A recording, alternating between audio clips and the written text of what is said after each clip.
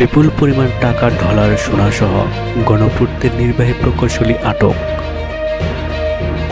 বরিশাল ঢাকা মহাসড়কের নগরীর চৌমাথা এলাকায় ৪৪ লাখ টাকা, আধা কেজি সোনা এবং ১২,০০০ ডলার সহ পটুয়াখালী থানার গণপূর্ত বিভাগের নির্বাহী প্রকৌশলী হারুনুর রশিদকে থানায় সোপর্দ করেছেন শিক্ষার্থীরা।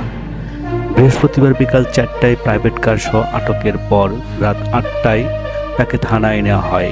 এ সময় প্রকৌশলী হারুনুর রশিদের সঙ্গে তার স্ত্রী ও ২ সন্তান ছিলেন। হারুন পটুয়াখালী থেকে কুষ্টিয়া নিজ বাড়িতে যাচ্ছিলেন। প্রাইভেট কারও কুষ্টিয়া থেকে ভাড়া আনা হয়।